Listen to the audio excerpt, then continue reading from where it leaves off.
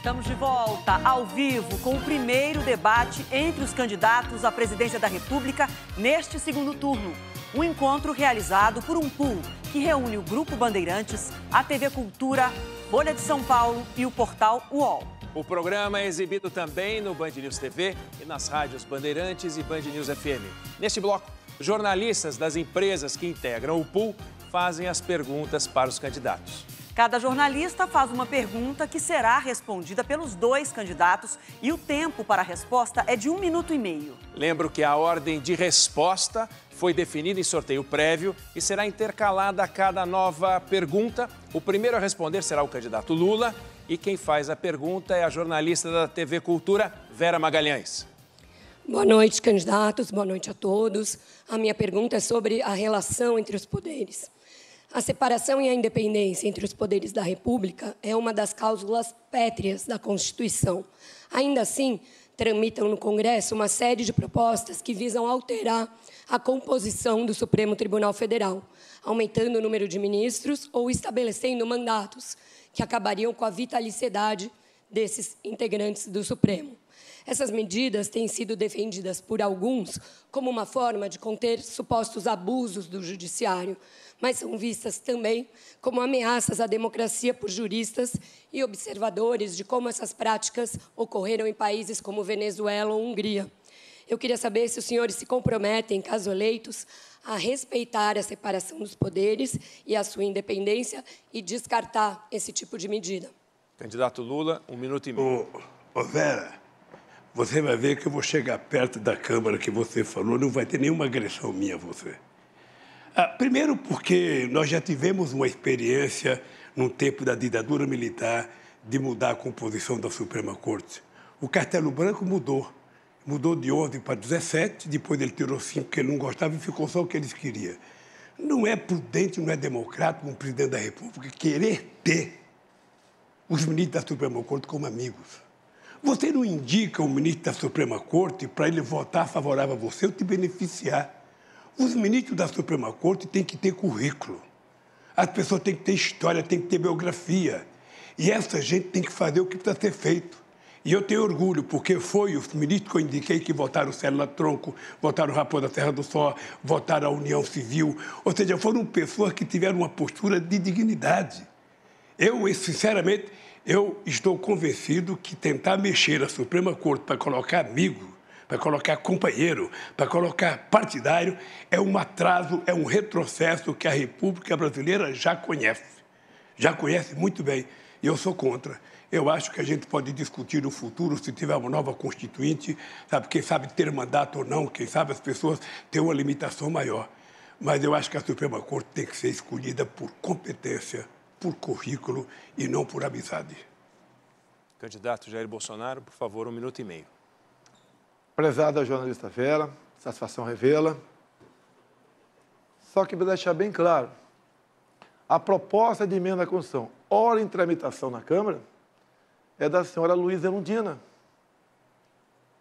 E tem 40 deputados do PT que deram o devido apoiamento. Ou seja, em 2013, a senhora Dilma Rousseff, que exercia forte influência do senhor Lula, tentou criar mais 4 vagas para o Supremo Tribunal Federal. Da minha parte, está feito o compromisso. Não terá nenhuma proposta. Como nunca estudei isso com profundidade. Agora, deixo claro, no momento, o PT tem 7 ministros indicados para o Supremo Tribunal Federal. Eu tenho 2. Caso eu venha a ser reeleito, eu tenho mais 2. Eu ficaria com 4 e o PT com 5. Está feito o equilíbrio. Agora, quanto a currículo, obviamente, isso passa por cada presidente, que é uma indicação do mesmo e passa por uma sabatina no Senado Federal. Faltou só o senhor Lula, o senhor dizer que o senhor só é candidato a presidente da República por causa de um ministro que foi cabo eleitoral de Dilma Rousseff e depois, por ela, foi indicado para o Supremo Tribunal Federal, o senhor Fachin. Então, o senhor só está disputando a eleição aqui por obra e graça de um amigo indicado pelo PT. Bom, enquanto o candidato Jair Bolsonaro respondia, o presidente Lula levantou a mão solicitando direito de resposta. Só um minutinho, por favor, candidato. Então, está sendo encaminhada a comissão. Daqui a pouquinho a gente traz essa resposta, se será concedido ou não. Bom, acabo de receber a resposta já. O pedido de direito de resposta não foi concedido. Vamos seguir, então, com o debate. A próxima pergunta a ser respondida, primeiro, pelo candidato Jair Bolsonaro. Quem faz é o jornalista do Grupo Bandeirantes, Rodolfo Schneider. Boa noite, Rodolfo. Boa noite aos candidatos. Os senhores têm sido muito cobrados e até criticados por não entrarem, aprofundarem tanto em alguns setores, colocando mais propostas e ideias. Então, eu queria falar um pouco sobre economia. No primeiro turno, aqui nesse debate, perguntei aos dois sobre os R$600. De onde virão os R$600 para o auxílio tão fundamental para milhões e milhões de brasileiros? De onde viria, já que não está na previsão? Estouraria o teto? Tiraria de outros orçamentos? Isso não foi respondido pelos dois, é uma boa oportunidade. Mas queria pegar um outro ponto na questão da economia. Privatização. O presidente Jair Bolsonaro recentemente defendeu, na questão de preços, a privatização da Petrobras. Queria saber se continua defendendo, qual seria a política de preços e, no caso também do presidente Lula, o que seria, o ex-presidente Lula, o que seria a sua política com a Petrobras e também política de preços com relação aos combustíveis. Boa noite. Obrigada, candidato Bolsonaro. 1 minuto e meio. Política de preços. A Covid, a pandemia, o fica em casa, uma guerra lá fora, explodiu o preço dos combustíveis no mundo todo. No Brasil não foi diferente. Mas nós tínhamos obrigação de buscar uma alternativa. Fomos ao Parlamento, à Câmara e ao Senado. Foi apresentada uma proposta, um projeto, muito debatido. No final, o Congresso votou e eu sancionei a redução do teto do ICMS para 17% no máximo. E eu, como presidente da República, abri mão de todos os impostos federais dos combustíveis. Deixo claro que essa proposta, todos os senadores do PT votaram contra, obviamente, no Senado Federal. Isso puxou o preço das coisas lá para baixo. Estamos no 3º mês com deflação. Segundo a Abras, do mês passado para agora, os produtos da cesta básica do supermercado caíram em média 20%. Temos hoje uma das gasolinas mais baratas do mundo. Trabalho de quem? Jair Bolsonaro e Congresso Nacional. O mundo todo, com alta nos combustíveis, alta de inflação, e o Brasil no caminho certo com Paulo Guedes. Orgulho do nosso governo, a economia e o povo em primeiro lugar. Candidato Lula, 1 minuto e meio. Eu, quando eu ouço o meu adversário falar, eu fico imaginando que mundo ele está. Primeiro porque esse país hoje só refina 80% da gasolina que usa. A gente refinava 100%, a gente refinava tudo que a gente consumia. Esse país parou de refinar, portanto, a gente tem hoje, com a privatização da BR, dizendo que a BR tinha monopólio, era preciso ter mais empresa concorrendo, que ia baixar o preço. Aí vendeu-se a BR, vendeu-se a BR, e hoje nós temos 392 empresas importando gasolina dos Estados Unidos, sem pagar imposto e com o preço dolarizado. Ora, na verdade, o preço não tem que ser dolarizado, porque a gente faz a exploração em real, a gente paga o salário dos pessoal em real, e a gente fazia as próprias plataformas e a sonda aqui, coisa que não faz mais. Eu acredito piamente que eu sou contra a privatização. Acho que privatizar a Petrobras é uma loucura. O governo dele acabou de privatizar os gasodutos e hoje a gente paga 3 bilhões de reais por ano de aluguel do gasoduto, para usar os gasodutos. Ou seja, em 10 anos já se consumiu o dinheiro que pegou e mesmo assim a gente vai continuar pagando 3 bilhões. Eu, sinceramente, acho que privatizar não é solução para nada. Quem pergunta agora é a jornalista da Folha de São Paulo, Patrícia Campos Melo. Boa noite. O tema da minha pergunta é relações entre os poderes. As fake news divulgadas por autoridades eleitas e altos funcionários do governo têm prejudicado a implementação de políticas públicas e o debate eleitoral se transformou em uma guerra suja. Há uma avalanche de mentiras sobre as urnas e o sistema eleitoral, sobre religião, sobre vacinas, sobre saúde pública. Candidato Bolsonaro, o senhor já teve inúmeras declarações falsas removidas da internet. Candidato Lula, sua campanha já teve declarações falsas removidas da internet. Os senhores se comprometem a propor uma lei específica para que o Judiciário imponha penas para autoridades eleitas, presidente inclusive, e servidores que divulguem informações factualmente inverídicas que prejudiquem o bem-estar da população, como informações falsas sobre saúde e violência sexual, por exemplo. Sim ou não? Candidato Lula, 1 minuto e meio. Olha, o meu adversário teve 36 processos, sabe, tirando o programa dele de mentira. 36 fake news, a Suprema Corte tirou, o Superior Tribunal Eleitoral tirou dele. Uma demonstração de que faz parte do cotidiano dele. A imprensa publica fartamente que há pelo menos 6 ou 7 mentiras por dia contadas, brinca de se contar mentira, levanta de madrugada, tem vontade e vai e conta uma mentira, faz uma live e conta uma mentira, sabe? Levanta até 1h da manhã para fazer live. Eu, sinceramente, acho, eu já participei de outras campanhas. Você sabe que eu já participei de campanha contra o Fernando Henrique Cardoso, contra o Collor, contra o Serra, e o nível era outro. Era um nível civilizado, era um nível em que a verdade sempre prevalecia, a verdade sempre estava na ordem do dia.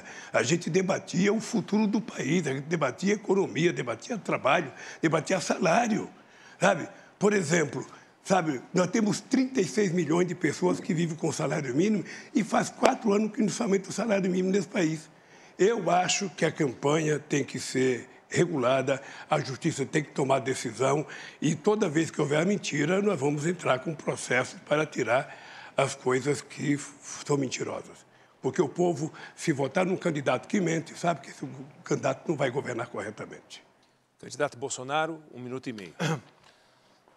Lula, se você não mentisse, não seria você. Você me chama o tempo todo de genocida, miliciano, canibal. E a última, o seu programa, influenciado por Gleisi Hoffmann, me acusou de pedofilia, tentando me atingir naquilo que eu tenho mais de sagrado, defesa da família brasileira, defesa das crianças. Ato contínuo que aconteceu no dia de hoje. O senhor Alexandre de Moraes dá uma sentença contrário a essas fake news, essas mentiras, e diz a sentença aqui: a postagem realizada pela representada Gleisi Hoffmann, presidente do PT, em 15 de outubro agora, se descola da realidade, por meio de inverdades, fazendo uso de recortes e encadeamentos inexistentes de falas gravemente descontextualizadas do representante Jair Bolsonaro, com o intuito de induzir o eleitorado negativamente. Tal contexto evidencia a divulgação de fato sabidamente inverídico, notadamente por se tratar de notícia falsa divulgada durante o segundo turno da eleição presidencial. Sem mentir. E aqui, de forma concreta, uma sentença do ministro Alexandre de Moraes. Sem mentir, você chega aonde? Você não tem que falar do seu passado, que não tem nada que preste o seu passado. Só tem que mentir para tentar denegrir a imagem dos outros. O próximo a perguntar é o jornalista do UOL, Josias de Souza. Boa noite, Josias, por favor. Muito boa noite. Boa noite, senhores candidatos. Eu vou perguntar sobre 2 temas numa única pergunta. Os temas são relação entre poderes e governabilidade. O governo Lula comprou o apoio do Centrão com o Petrolão. O governo Bolsonaro comprou o apoio do Centrão com o orçamento secreto. A pergunta é muito singela. Quem for eleito em 30 de outubro terá de se relacionar com o Congresso. Há muitas reformas por aprovar. O que os senhores farão para que esse relacionamento se dê sem a necessidade de comprar apoio legislativo? O primeiro a responder agora é o candidato Bolsonaro, por favor. Prezado Josias, por favor, eu comprei com orçamento secreto, eu vetei derrubar o veto. Agora, se eu comprei, eu tenho um voto. Vamos supor que o senhor seja deputado. Se o senhor recebeu um dinheiro do orçamento secreto, o senhor vai votar comigo. É lógico ou não é? É lógico. Eu tenho aqui uma lista preliminar. 13 deputados do PT que receberam recurso desse tal orçamento secreto. Eu não tenho nada a ver com esse orçamento secreto. Posso até entender que o parlamento trabalha melhor na distribuição de renda do que nós, por lá de cá, o meu Ministério da Economia e o presidente. Agora, por favor, Josias, falar que eu comprei com orçamento secreto, eu posso te trazer, numa outra oportunidade, mais nomes que receberam fortunas desse dito orçamento secreto. Então, se eu tivesse esse poder, primeiro que eu tenho caráter, não faria isso. E só para controle, esse orçamento foi criado por Rodrigo Maia, sabidamente uma pessoa que queria tirar poder de mim. Eu queria, na verdade, José, que fosse verdade, que o orçamento estivesse nas minhas mãos. Eu faria melhor uso dele, pode ter certeza disso. Como o Tarcísio tem feito nas suas obras, o Rogério Marinho, entre outros. Agora, por favor, José, você é jornalista, você é uma pessoa inteligente. Eu jamais daria dinheiro para essa turma toda aqui se não estivesse votando comigo, né? Se bem que eu nunca comprei voto de ninguém. Por favor, candidato Lula, 1 minuto e meio. Josias, a primeira coisa que você tem que aprender é que um presidente da República, quando ele é eleito, ele vai governar e lidar com o Congresso que foi eleito. E quem elegeu o Congresso foi o povo brasileiro. Se os deputados são bons ou não, o povo brasileiro tem responsabilidade por quem indicou. E é com quem tem mandato que o governo se relaciona. O suplente não vale, os que ficaram em segundo lugar não vale. É exatamente com as pessoas que foram eleitas. Isso vale para todos os presidentes da República. Vale para você se fosse eleito presidente. Eu vou tentar confrontar essa história do orçamento secreto. Eu vou tentar criar um orçamento participativo, que foi uma coisa que nós criamos nos estados brasileiros. Todo mundo se lembra que o sucesso do orçamento secreto nas prefeituras do PT foi a ONU pediu para que a gente, fosse para o mundo divulgar o orçamento participativo. Agora, com a internet, nós vamos tentar fazer um orçamento participativo. Nós vamos pegar o orçamento, o orçamento do ano que vem já está pronto. Eu vou ganhar as eleições, vou tomar posse, o orçamento está pronto. Eu não sei se eu vou mudar o orçamento ou não. Mas nós vamos pegar o orçamento e vamos mandar para o povo dar opinião para saber o que ele quer efetivamente que seja feito, para ver se a gente consegue diminuir o poder de sequestro que o Centrão fez no presidente Bolsonaro. Obrigada, candidatos. E assim chegamos ao final de mais este bloco no debate histórico, que reúne os dois candidatos à presidência no segundo turno, realizado aqui nos estúdios da Band, em São Paulo. Uma parceria do Grupo Bandeirantes com o UOL, TV Cultura e Folha de São Paulo. E eu aproveito para